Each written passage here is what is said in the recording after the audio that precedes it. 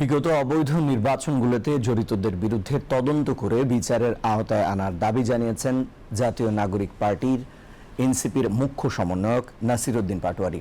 আজ আগারগাঁওয়ে নির্বাচন ভবনে সিএসসির দপ্তরে বৈঠক শেষে সাংবাদিকদের এই কথা বলেন তিনি।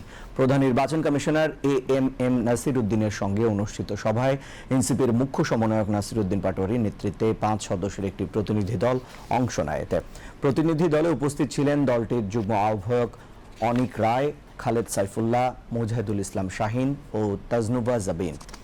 বৈঠক শেষে সাংবাদিকদের ব্রিফিংকালে নাসির উদ্দিন পাটোয়ারি বলেন, আওয়ামী লীগ দেশের প্রতিটি প্রতিষ্ঠানকে ফ্যাসিস্ট কাঠামোতে নিয়ে গিয়েছিল, মানুষের ভোটাধিকার কেড়ে নিয়েছিল।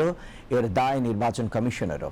বিগত নির্বাচনগুলোতে যারা প্রার্থী হয়ে অংশ নিয়েছে এবং নির্বাচন কমিশনের কর্মকর্তাদের যারা অনিয়মে যুক্ত, তাদের নিয়ে তদন্ত করে বিচারের আওতায় আনার দাবি জানানো হয়।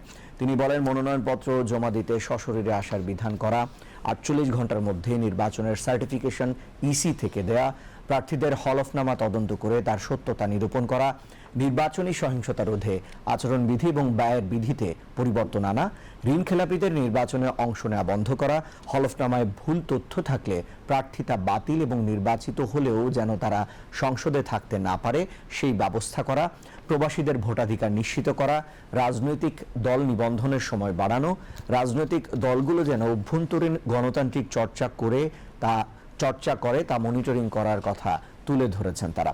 এছাড়া প্রত্যেকটা দলকে নতুন করে নবায়ন করা এবং সংস্কার কমিশনের প্রতিবেদন বাস্তবায়ন করতে তাগিদ দিয়েছেন বলে জানান নাসির উদ্দিন পাটোয়ারি।